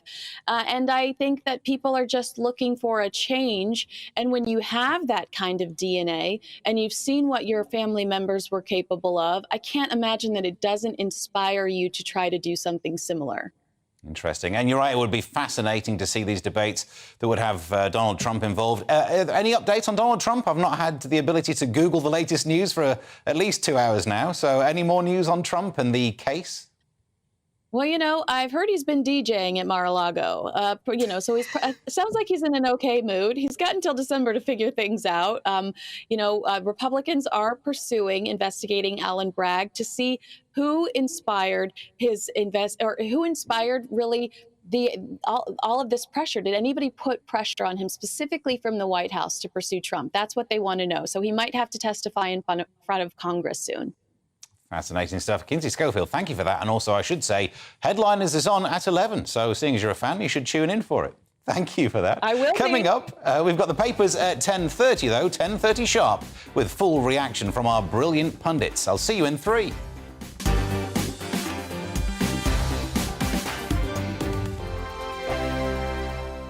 Monday to Thursday nights on GB News. At 6, it's Dubes & Co. 7 o'clock, Farage. At 8, join Jacob Rees-Mogg. And at 9, Dan Wootton Tonight, followed by Headliners. On TV, radio and online. This is GB News.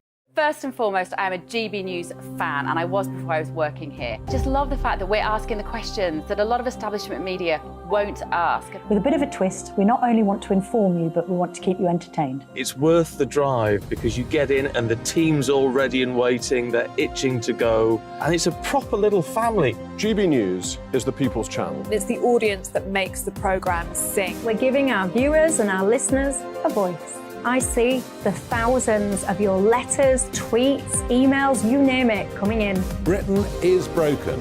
How on earth did we get into this mess? But more importantly, how do we get out of it? The establishment had their chance. Now we're here to represent you. It's time for something different. It's time for GB News. I'm very patriotic. I believe in Britain. Our best days lie ahead. Britain's watching. Britain's watching. Join us here on GB News. The People's Channel. Britain's news channel. Join me, Patrick Christie's, Monday to Friday, 3 till 6. We tackle the day's news agenda like you've never seen before. It's high tempo, high octane, the most controversial topics, and the best guests. You will not be able to take your eyes and ears off it. I'm not afraid to ask the questions that you really want answered. 3 till 6 p.m, Monday to Friday on GB News, the People's Channel, Britain's news channel. GB News has its own late-night paper preview show, Headliners, where comedians take you through the next day's top news stories. You don't have to bother reading the newspaper, we've got it covered for you. Headliners, every night at 11 p.m, and repeated every morning at 5 a.m. We won't send you to sleep like some of the other paper review shows out there. GB News, the People's Channel, Britain's news channel. Join me, Camilla Tominey, on Sunday mornings from 9:30, taking the politicians to task and breaking out of SW1 to see how their decisions are affecting you across the UK. Bursting the Westminster bubble every Sunday morning, only on GB News, the People's Channel. Britain's watching. I'm Michael Portillo. Join me on GB News on a Sunday morning for topical discussion, debate, arts and culture, and sometimes even ethical dilemmas. I don't always agree with you, Michael. Michael Portillo, Sundays on GB News, the People's Channel, Britain's news channel. I'm Andrew Doyle. Join me at 7 o'clock every Sunday night for Free Speech Nation, the show where I tackle the week's biggest stories in politics and current affairs with the help of my 2 comedian panellists and a variety of special guests. Free Speech Nation, Sunday nights from 7 on GB News, the People's Channel, Britain's news channel.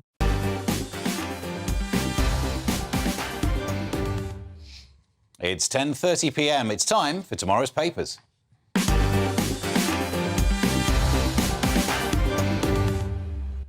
So it's time to look at tomorrow morning's newspapers hot off the press. We start with the Daily Mail, which says, Charles at odds with Church over his diverse coronation. A dramatic intervention by bishops over role of all faiths in ceremony. We'll discuss that more shortly. Let's move on to the Sun on Sunday. goes with the tragic news. Tragic Paul, upbeat day before death. I'm going to smash it on tour. The tragic S Club 7 star, Paul. To the Sunday Telegraph, with their main story. Tories at war over pact with Labour in Scotland. Conservative HQ slaps down Scottish Chiefs' call for tactical voting to oust the SNP. Also, Truss condemns global cartel of complacency for fixing tax rates. State schools face being shut at the same time during the teachers' strikes. We move on to the Observer. Hospitals in frantic bid to fill gaps left by doctors' strike. Plus, they go with Labour row deepens over Sunak attack ad, which we mentioned on the show yesterday. To the Independent, you back our call to help Afghan war veterans who fought with Britain. Also, their main picture is Sturgeon promises to cooperate with police after husband's arrest. The Sunday Express now. King to rescue Rishi. And he'll boost the economy too. King Charles is set to save the PM's blushes next month, with the coronation eclipsing the predicted Tory wipeout at town hall elections. And the Daily Star Sunday, Otherworld exclusive. Love split, ghost hubby's stalking me. A singer who married, follow this if you will, a singer who married the ghost of a Victorian soldier claims that he's turned into an evil spirit. Did not see that coming. Those are your front pages. Where to jump in? I mean, at some point we have to talk about that one. Oh, definitely. As a serious broadcaster, we should leave that till at least the second story. Oh, not first. No, let's talk about this. Charles at odds with Church over his diverse coronation. It was discussed earlier on this channel. This sometimes some papers will be phrasing this diversity as a good thing, and yet the Daily Mail is saying it's a bad thing. Ingrid, what's your take on this? Oh, I think this is so PC. This is so virtue signalling, and it just sucks. It all comes in around the time, of course, where the Caribbeans, slavery, and he's funding. Research by the Caribbean Society or something or other and whatever. I just find this a little bit uncomfortable. I mean, the other thing, though, as well, we mustn't forget that our PM is a Hindu and most of our politicians now aren't British, so he has to British. Oh, British, but they have, there's Hindus, there's Muslims, there's all sorts. But at the same time, yes, be inclusive, but I just think it's a little bit, the message is a little bit kind of, I'm doing the right thing here, and I don't think it's Gary, too let great. me bring you on this one, because these newspaper stories don't seem to mention that he was promising that back when he was Prince Charles, now that he's the artist formerly known as Prince Charles, he was saying he wouldn't be the defender of the faith, he'd be of all faith, he'd be the faith. Yeah. Way before the phrase virtue signalling was even invented. Yes, that's true. And he's always had that stance. But there will be some who will see this as a further erosion of cherished traditions. That's going to happen. There is also here a thing saying that both Buckingham Palace and the bishops have denied that there's going to be a delay to the publication of the coronation order. But there's something about all this that has the ring of truth for sure. It's not surprising, as you say, it's not surprising, what you'd expect. Yeah. I just think it's unnecessary. I do as well. But you've hit the nail on the head as far as I'm concerned. This is a Christian country, and it is so far... It's so eroded, and it's just getting further... This is not a Christian country. It is. Historically, legally, culturally... We are not a Christian. We haven't become... We don't go... As a country, we are no religion. But the thing is, when you think of all the other countries in the world that uphold and they respect their religion, the Catholics and... The last census did say that below 50% of people claim to be Christian. We're not so a Christian we're not country. Christian. I mean, no, we're not, but that's unfortunate. In 2001, the religion of choice in the census was Jedi. Quite right. So, we're not a Christian country. I mean, look, I think... historically we are, aren't we, Lisa? Yeah, we are. Historically we are, culturally we are. Historically, we're also Roman. I mean, yes, all right. Yes, so we are. So it is Christian. That's. Historically, but the thing is, we are one of the only countries in the world. We don't even have St George's Day, so we're not even British. In that sense, no, I think it's terrible. I'm sure Jedis will be represented as well. I don't know how diverse it's going to be, but if there are some draws... Lisa, you must campaign for that. Jedis to be there. Look, listen, all I know is I am a Republican. I don't want to have anything to do with this. I think it's a complete waste of money, and I don't want to be paying 1 pence of my tax for this, whether there's Jedis or anybody there. Nevertheless, it's going to happen, isn't it? And I suppose you do live in a nation that benefits from the tourism that's associated. Not that I'm cheapening the monarchy to say it's simply just a tourist pull, but it is definitely... It does pay its way. It washes its own face. Let's just go back to the, you know, which city in Europe gets the highest tourist numbers? It's Paris. And Paris did away with their royalty a long time ago, so it might not be anything to do with the royal family. Yeah, but they introduced Disneyland. That's what did it. Well, which is where I think we should put the royal family into They got Mickey Mouse. He's royalty. There's a joke about ears that I'm not brave enough to do. Not anymore, not since the upgrade. Let's go to the Sunday Telegraph. A quick mention of the story. Truss condemns global cartel of complacency for fixing tax rates. I've not read the full story yet because I've not had time, but I just love the headline. The idea that you could have a well-organised cartel of complacency. Complacent people surely don't organise themselves that well. I'd imagine. I've not looked into it. And Liz Truss saying it. Still defending her case. I mean, some people agree with that. Small government is a valid point of view, but certainly, empirically, we know what she did not work out well for our economy. No. Sadly. All right, let's end of that conversation there. Elsewhere on that front page, Tories at war over pact with Labour in Scotland. Is it bad politics to have these deals to deliberately get something? Well, they always do it, don't they? They've got to. And they never work. I think the trouble is if they have this pact, people will realise how very close they are in practice to each other. Because in government, there's barely any difference between them. They all got the same agenda. They all pretty much are singing to the same hymn book. So it's probably bad news. But the SNP, why no one has put... I've forgotten the joke. That's actually really funny. Yes, that's for sure. No, but I mean, the SNP are, although they will, this is a major blow to them, and this is probably the best time for a serious opposition to take them on. I don't think either party is a serious opposition because the Tories, Rishi seems to be hell bent on wrecking the economy, and Keir Starmer, if he was to do any more flip-flops, he'd be in the Cirque du Soleil, you know? It just... What do they stand for? Well, don't they all say they're going to do these pacts until it... Because let's be honest, you know, all politicians are pretty... You know, they don't get where they are well, from this being... is how Johnson got in. Well, they had this little pact. Well, they don't get where they are from being nice to each other. They are a bunch of backstabbers. So the thing is, they all say they're going to do this until the day of the election, and then it's like deal or no deal, isn't it? Well, you have had a successful Lib-Lab pact in recent years. I mean, it's not impossible. But the idea of having a coalition, well, when we had a coalition, is different. Politicians agreeing after an election seems very different to ganging up before. In advance, that's right. This tactical voting is just something that we've all done, and actually we've been encouraged to do ourselves. And I have to say, I've been guilty of doing it myself, but I'm just not going to vote. I can't remember. I think I voted for the Green Party rather than give my vote to whoever it was because I didn't. I'm going to do what I always do. But not vote. Oh, but that's what I'm going to do now. I'm not going to vote. And actually, really, because then I think they will see that people are so disinterested and they have no faith in any political party, and that's how they will tell that someone still gets the job, though, regardless of how few people vote. Someone still gets the job and the money. Somebody still gets the job, but they will see what how little the turnout is. So they've all got to step up. I can't stand them. I think you've got to go out and vote for anything that isn't Labour or Tory. All right, so the Green Party, but I'm not even... Or Reform UK, or the Social Democrats. I've always been a great spoiler of the ballot.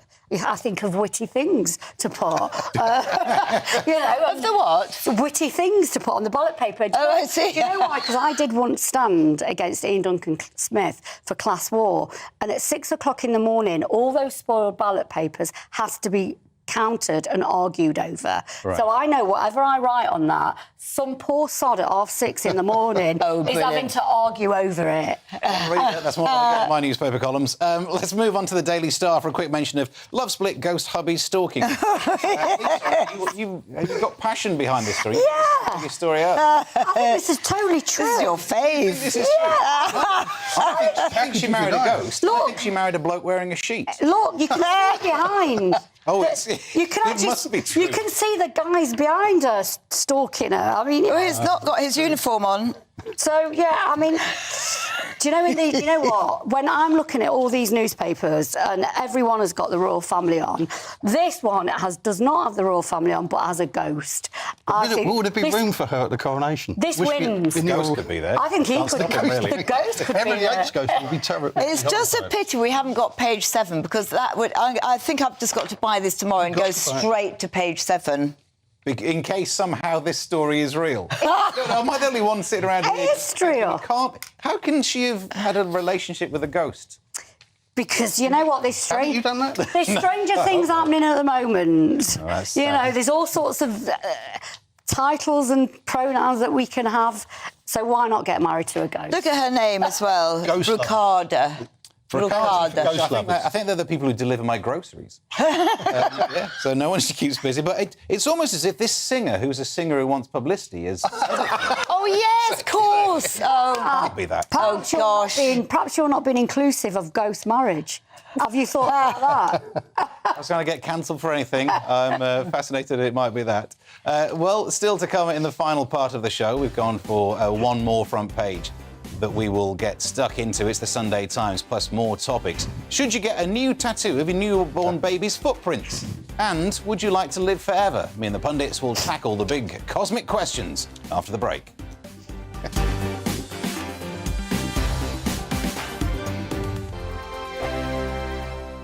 It's all about family, being in people's living rooms, all the interaction and getting to know who our viewers and listeners are. When I was young, my dad used to say, Nana, stop arguing. I wanted an outlet that would enable me to give my opinion. People are going through a really hard time right now, and I know that you don't feel like you're being listened to by the establishment. I came to GB News because it's the People's Channel and I want the audience to have their say on the events of the day. We're dynamic. We do something different. Democracy shows that the wisdom of the nation is in its people. I get to travel to find out what the story is from a personal perspective. The British people aren't fools. We know when we're not being told the full story. We've got to work out how Britain moves forward from this. It's the best country in the world. The establishment had their chance. Now we're here to represent your views. Britain's watching. Britain's watching. Britain's watching. We're proud to be GB News. The People's Channel. Britain's news channel. Hello, I'm Michelle Dewberry, and you can join me every weekday 6 till 7 on Jubes & Co. You're an inspiration to us all. Click that bit up. Well, you are. That's my ringtone. My political ambitions those days are gone, I can tell you. She's only teasing. Go on. He's probably going to want to lay down now. I'll give him 2 minutes to have one. Let's respectfully disagree. That's what we like on Jubes & Co. Come and join us. GB News, the People's Channel. Michelle Dewberry, weekday evenings at 6 o'clock. Start the day with GB News. We catch up on all the big stories you didn't hear the night before. And take a look at what the world's talking about this morning. That's right, Monday to Thursdays from 6 o'clock. It's Breakfast with Eamon and Isabel. Straight after breakfast, join us, Bev Turner and Andrew Pearce. We're going to take you through till noon. We'll be tackling the big topics of the day, including the things that the other channels just won't talk about. If it's happening here. Wake up to mornings on GB News, the People's Channel. Britain's news channel. I'm Simon Evans. Join me on GB News for Headliners at 11 p.m. What's the scoop? I'll be joined by 2 of the country's top comedians. That's right. As we take a look at tomorrow's newspapers tonight. We're going to get into trouble. If it's a big story, we'll be covering it. Spill some tea on him. There we go. But we'll also have some fun. I wouldn't stick up a bank. My father didn't love me. So anyway. Headliners every night from 11 on GB News, the People's Channel, Britain's news channel. We've got a brand new lineup every Saturday night on GB News. From 6 p.m, I'll give you my unique take on the world today. Then at 7, it's me, Calvin Robinson, with my Common Sense Crusade. New to GB News is the Saturday 5. 5 times the opinion. Join us every Saturday from 8 p.m. as we debate the week's stories. With us 4, plus a special guest. And at 9, of course, it's Mark Dolan Tonight. Brand new Saturday nights on GB News, Britain's news channel.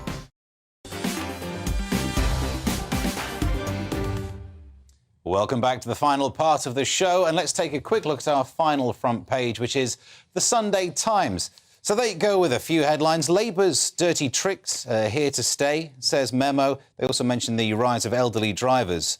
Sparks call for test at 85. We'll talk about that in a sec. But this dirty tricks campaign, we mentioned it on the show yesterday, the tweet that went out, which effectively said that Rishi Sunak personally didn't like the idea of paedophiles going to prison. There was a jump there, wasn't there? And even high-ups in the Labour Party have been saying, this is no way to do politics. It's almost like the Americanisation of our politics, isn't it? I mean, that's the sort of thing, the attack ads you see over there. And I think they're on dodgy ground if they do it, because if you were to look back at the association between the Paedophile Information Exchange and the NCCL, various senior Labour people are involved in that, which is a much more obvious link to tolerance of paedophilia. I mean, having an ad or a tweet or whichever medium you're going for that just says, the Tories currently have this as a policy is one thing. But then trying to make it specifically Rishi... And I think you're right, Gary, it's because of this Americanisation that we're almost being treated like they're presidents. But they're not. We don't have that system. We should have a better standard of politics. Yeah. We should. No, I think what this is, it's about gutter politics, isn't it? It's like bringing everything down to the base, to the gutter. And obviously, an emotive subject is paedophilia, rape, assault on women, and they bring this down to people's bare emotions. And they're not. This is not about policy. It's not about a future for the country. It's not about thinking through where we might be in 5 or 6 years. It's just about gutter, low life politics. They did it also with the guns, though, as well. They've put the two together. It's not just paedophiles, it's also with guns, isn't it? Yeah, it's the emotion. Like the crime. It's very It's emotive, isn't it? And it's about crime and it's about antisocial behaviour and police and people are going to get you. It is below the belt, actually. It's cheap. It's cheap. We know that we've got poor politicians when this starts to happen. We've got politicians that haven't got a clue. No substance. We should also say it's not like they started it necessarily, because it wasn't that long ago that Boris Johnson said of Keir Starmer that he let Jimmy Savile get off. Oh, yes, right. So that's exactly the same. You're absolutely right. I've forgotten about that. I mean, nobody's got clean hands over Jimmy Savile, though, so... But even so, it's the principle. It's sort of like, they've got to be a little bit clever. Think on that, because this is, as you say, it's just cheapening it. It's kind of street talk. And you want something a little bit more sophisticated, a little bit more imaginative. I mean, I want to know what each party is going to do about housing. The mess that our country is in over housing. This is nothing to me. It means nothing. Part of that is the press, though, isn't it? At some point, every party will talk about their plans for housing, but it won't be on the front page if someone says something about a paedophile. But it's everything. It's housing, it's immigration, it's the police, it's our hospitals, it's the NHS. Yeah, and what's the greatest distraction going to come? The coronation. Yeah. I was going to say ghost woman. I thought you were going to say... I'll take the ghost marriage over... Wait for the alien invasion. Also on the front page, then, rise of elderly drivers. Sparks called for test at 85. I wanted to talk about that because it fits into what I was talking about earlier about parking apps. Because we're not being harsh on an age curve here, but it is true that people who are older in their 80s are probably less likely... Yeah, but they might have a disabled badge, and so it doesn't matter. Then they don't need the app. They just park in the disabled bay. Perfect. Yeah. Yeah. It's, I suppose we do have to worry. Ageing population, people staying fitter older, which is a good reason, and they should still be driving. But at some point, people aren't fit to drive. How do we do that without bringing up the issue of, more tests? Do you... don't you have to take the test more regularly over a certain age? I think you do. Yeah. Yes. But again... I think it's after 75, you have to do it every 5 years, don't you, or something? But again, isn't this a real political question we'd like to know? That we are having an ageing population, and instead of cutting buses, and instead of sort of cutting services in local communities, could we not have policies about this rather than, the ridiculous... OAP buses? Yes, but, I want to hear what these politicians are going to plan for the country. Yeah. That's it. Do you know something? This is quite interesting, though, and it is surprisingly high. There are 1.65 million motorists in Britain aged 80 and older, and there are 510 people aged 100 and older that are still driving or are licensed to drive. I think that's brilliant. It's independent. Yeah, it is, isn't it? As long as they're driving to an acceptable standard and the tests say it's OK, it's excellent because it's independent. Yeah. Well, it's quickly mentioned because we wanted to talk about this, the front page of the Sunday Express, King to rescue Rishi, because the coronation might be distracting from some bad news, some town hall elections.